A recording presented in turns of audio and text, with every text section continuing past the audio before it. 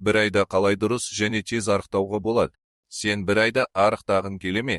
Онда бұл видеоны соңына дейін көр. Мен саған аш жүруді емес, денсаулыққа зиян келтірмейтін, нақты жұмыс істейтін тәсілдерді айтамын. Бірінші еже аш қалма.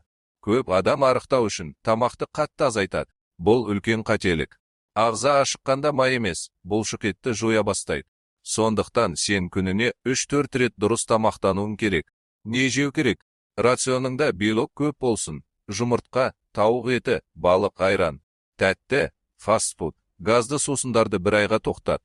Қантты азайтсаң, денең бірден жеңілдейді. Екінші қадам су. Күніне кемінде 2 литр су іш. Кейде біз ашпыз деп ойлаймыз, бірақ шын мәнінде ағзаға су жетіспейді. Үшінші қозғалыс. Егер залға бармасаң да болады. Күніне 8-10 мың қадам жаса. Аптасына 3-4 рет 20-30 минут жаттығу қос. Приседание, планка, отжимание. Тұрақтылық нәтиженің кілті. Төртінші ұйқы. Егер сен түнгі 2-3-те жатсаң, арықтау қиын болады. 7-8 сағат ұйықта. Ұйқы гормондарды қалыпқа келтіреді. Енді ең маңыздысы. Бір айда 3-5 к тастау қалыпты және қауіпсіз нәтиже. Бірақ 10-15 к тез тастауға тырысу денсаулыққа зиян. Сенің мақсатың тез емес, тұрақты нәтиже. Есіңде сақта. Арықтау марафон, спринт емес. Күн сайын 1% жақсарсаң, 30 күнде үлкен өзгеріс болады.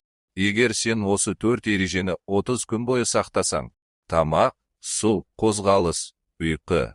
Ай соңында айнадағы өзгерісті өзің көресің. Бастысы бүгін баста. Дүйсенбіні күтпе. Дәл қазір шешім қабылда. Егер осындай пайдалы видеолар керек болса, каналға жазыл, лайк бас, және пікірге бастадым деп жаз. Егер сұрақтарың болса, комментке қоя бер. Ал ендеше келесі кездескенше, тіркелуді ұмытпа.